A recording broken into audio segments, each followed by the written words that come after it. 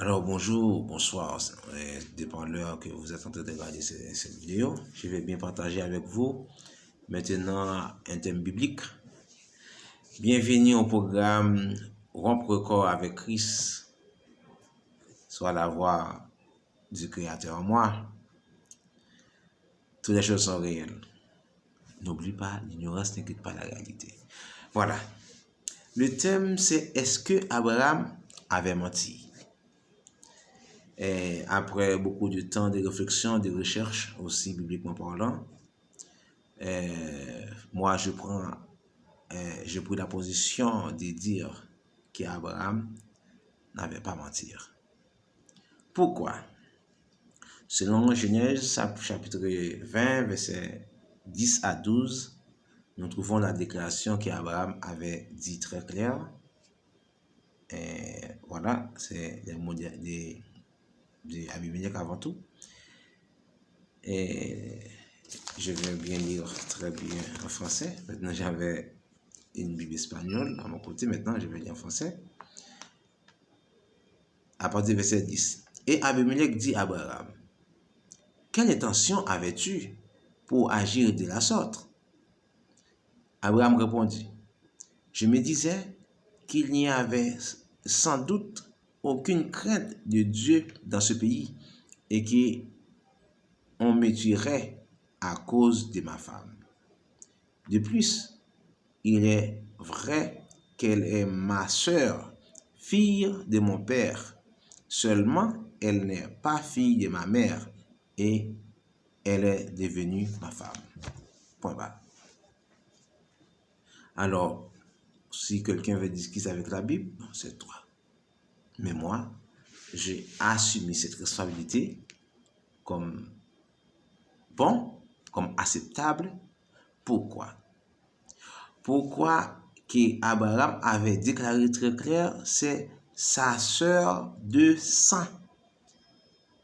Oui, elle est devenue sa femme, mais dans aucun autre moment, elle va pas être sa sœur.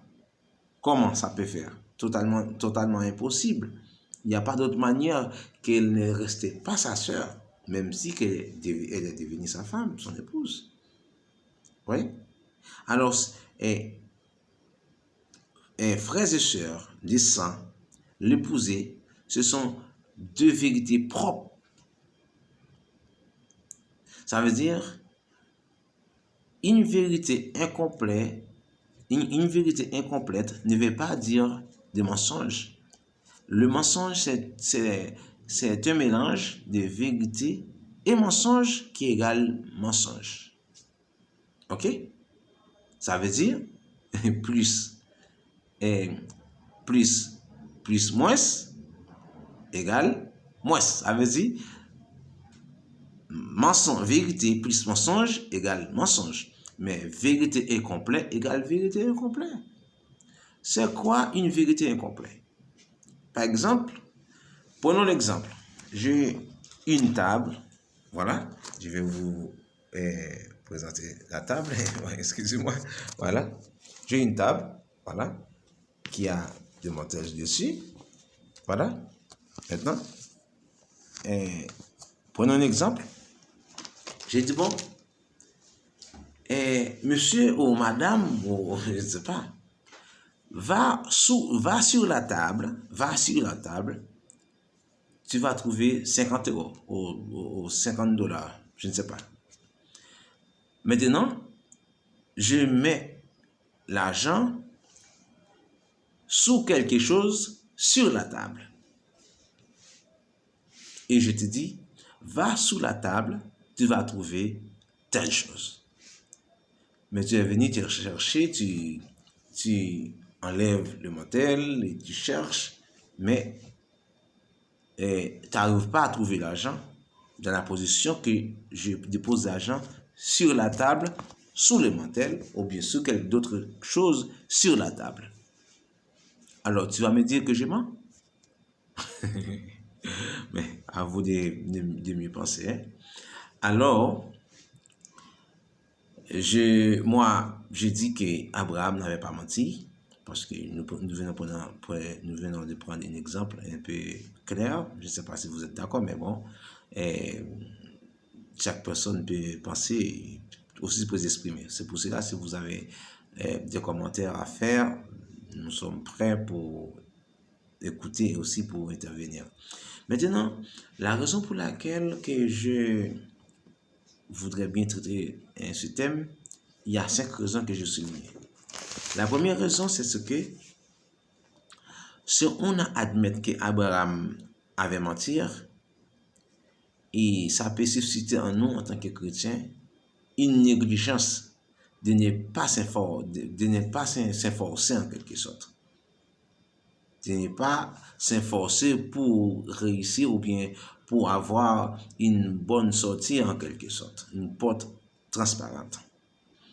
Et n'oublie pas aussi, la Bible nous a fait savoir, toute action qui n'est pas une pleine conviction, c'est un péché. La deuxième raison, et ça peut nous faire médiocre. Christ avait parlé de l'une de l'église pour dire que cette église, à l'ange de cette église-là, il n'est pas ni froid ni chaud. Pour autant, il va la vomir. Comme c'est intelligent, il va le vomir. Ça veut dire, c'est la médiocrité. C'est quelque chose qui n'est pas à goût. La troisième raison, c'est un attentat contre Dieu. Pourquoi? Parce que Abraham était ami de Dieu dans son temps, dans sa vie, il était ami de Dieu.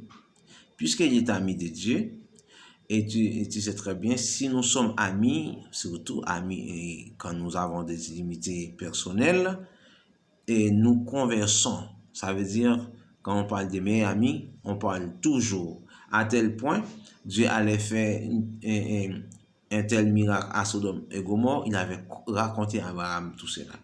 Ça veut dire pour autant, c'est une attentat contre Dieu, non seulement parce qu'il était ami Abraham, sinon aussi, quelqu'un peut dire que Dieu avait choisi n'importe qui. Et Dieu qui est omniscient, omnisapient, omni tout en quelque sorte, alors en Dieu il n'y a pas d'erreur. Quatrième point, c'est la diffamation contre Abraham. Christ nous a fait savoir, notre Seigneur Jésus-Christ nous a fait savoir, selon Jean 8, verset 44, les gens qui ont parlé du mensonge sont les fils du diable. Maintenant, non seulement nous pouvons attenter, diffamer Abraham comme aussi fils du diable, aussi nous pouvons aussi attenter contre Dieu, car Dieu la Bible nous a fait savoir que Abraham, c'est le père de la foi.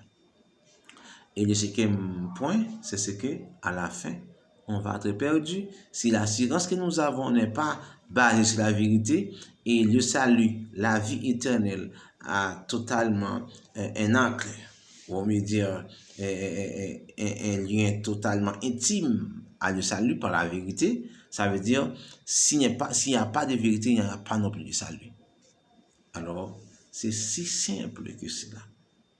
C'est ma préoccupation pour mes frères et sœurs qui peut-être être erronés et penser une telle chose pour dire qu'Abraham avait menti. D'où la Bible n'a pas en quelque sorte approuvé cela. Ce n'est pas sans raison que son fils avait dit la même chose. Si vous m'avez dit qu'Isaac avait menti, je pouvais dire, bon, là, dans ce cas-là, je ne peux rien dire, vous me dire. Mais dans le cas d'Abraham, bibliquement parlant, on ne peut pas dire qu'Abraham avait menti et ce n'est pas vrai. Parce qu'en aucun moment, Abraham avait abandonné son épouse. Pourquoi j'avais dit tout à l'heure, une vérité incomplète, ce n'est pas un mensonge, c'est parce que quand Abraham avait dit c'était sa sœur, Abimelech ou les autres rois, je crois, ça avait répété 2 ou 3 fois comme ça, même s'il avait amené, ils avaient amené Sarah à leur maison, mais Abraham n'avait pas abandonné la terre, ça veut dire le pays. Si Abraham avait abandonné le pays, maintenant,